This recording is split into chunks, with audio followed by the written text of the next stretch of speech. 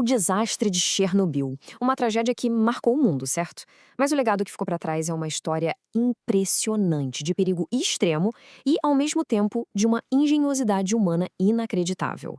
E bem no meio disso tudo, escondido lá nas ruínas, existe um objeto que é aterrorizante e fascinante. Então, vamos pensar um pouco. Qual seria o objeto mais perigoso que existe na Terra?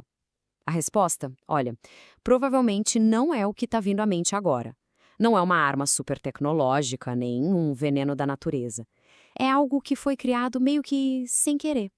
Um monstro que nasceu de um erro humano. E a resposta está bem aí, bem no coração de Chernobyl, num porão encharcado de radiação. Debaixo do que sobrou do reator, existe essa massa, toda disforme. O nome que deram para ela é pé de elefante. Parece até meio bobo, né? Mas a realidade por trás desse nome é simplesmente uma das coisas mais letais que a gente consegue imaginar. Então vamos entender melhor essa formação bizarra, como que descobriram isso e por que era, e olha, ainda é tão perigoso assim? Quando encontraram essa coisa lá em dezembro de 86, só 8 meses depois do acidente, a radiação ali perto era de 10.000 roentgens por hora. Para a gente ter uma noção do que isso significa, uma dose de 500 roentgens recebida em algumas horas já é fatal. E ali eram 10.000 por hora. E o que isso quer dizer na prática? Bom, em 86, se alguém ficasse perto do pé de elefante por menos de 3 minutos, já receberia uma dose de radiação fatal. A morte seria rápida e garantida. Isso faz dele, sem dúvida, um dos objetos mais mortais que já existiram. Quem descobriu isso foram os liquidadores, aqueles heróis que entraram lá para tentar conter o estrago. Claro que eles usaram câmeras de controle remoto, porque chegar perto era suicídio. E a aparência da massa era esquisita, sabe? Parecia uma casca de árvore enrugada ou a pele de um elefante, por isso o apelido pegou na hora. Mas como é que uma coisa dessa se formou? A resposta está num material que parece saído do inferno, criado bem no meio do colapso do reator nuclear. O nome técnico desse material do pé de elefante é córium. Pensa numa mistura totalmente caótica, única, forjada num calor absurdo, lá no núcleo do reator derretido. É basicamente o próprio reator se desmanchando e se misturando com tudo que encontrava pela frente, virando uma coisa completamente nova e assustadora. O processo de formação foi uma sequência de eventos catastróficos. Primeiro, um calor que a gente nem consegue imaginar derreteu tudo. O combustível nuclear, o aço, o concreto, tudo. Essa lava radioativa foi escorrendo para baixo, abrindo caminho através de vários andares, até que finalmente parou num corredor do porão. E lá, ela foi esfriando e endurecendo até virar esse monstro. E para estudar essa coisa, foi um pesadelo. O material era tão, mas tão duro que as brocas dos robôs simplesmente não davam conta, quebravam.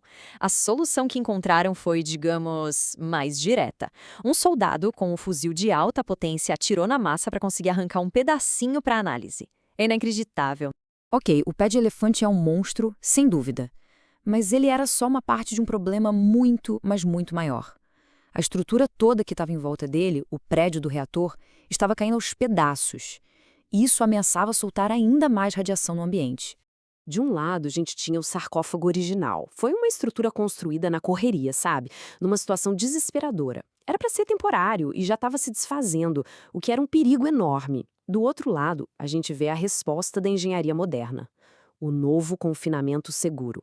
Uma estrutura gigantesca, pensada não só para conter o problema, mas para durar pelo menos 100 anos. E a coisa era urgente mesmo. O sarcófago antigo corria o risco de desabar a qualquer momento. Para piorar, a água da chuva entrava pelas rachaduras, reagia com material radioativo lá dentro e criava uma poeira super perigosa. Se aquilo tudo viesse abaixo, seria um novo desastre, liberando quase todo o combustível nuclear que ainda está lá. Para resolver um problema desse tamanho, a solução de engenharia tinha que ser igualmente gigantesca. Vamos dar uma olhada nas dimensões dessa estrutura que é impressionante. Para a gente ter uma ideia da escala disso, é só olhar os números. São 108 metros de altura. É mais alto que a Estátua da Liberdade. Pesa 31.000 toneladas, mais de 3 vezes o peso da Torre Eiffel. E tudo isso projetado para durar um século, no mínimo. Foi um projeto que levou mais de uma década para ficar pronto. A construção começou lá em 2012, a uma distância segura, longe da radiação mais forte. O grande momento foi em novembro de 2016, quando começaram a deslizar esse arco gigante para o lugar dele. Um processo lento, super cuidadoso que levou 15 dias para ser concluído. Imagina só a engenharia por trás disso. Construir uma coisa de 31 mil toneladas e depois empurrar por 180 metros com uma precisão de milímetros para cobrir o lugar mais radioativo do planeta.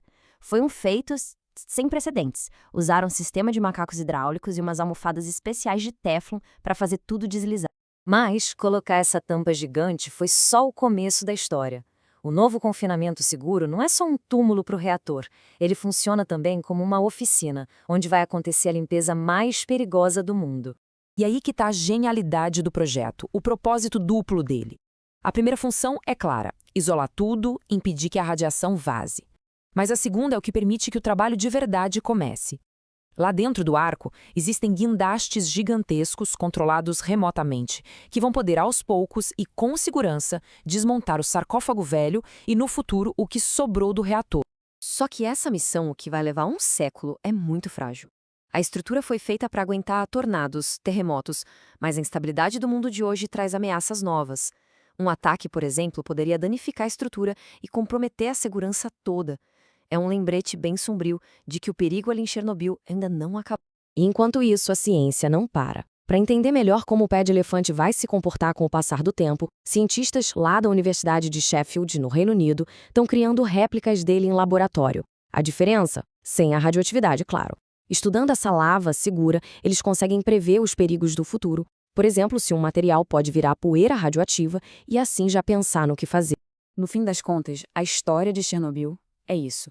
A história de um monstro, que nasceu de um erro terrível, e de uma mega estrutura, que nasceu da necessidade de conter esse monstro. Ele está enjaulado agora, mas o trabalho de limpar a bagunça vai levar gerações. E a pergunta que fica, a grande questão que Chernobyl deixa para a gente refletir é: será que a nossa capacidade de consertar os nossos erros vai ser sempre maior do que a nossa capacidade de cometê-los?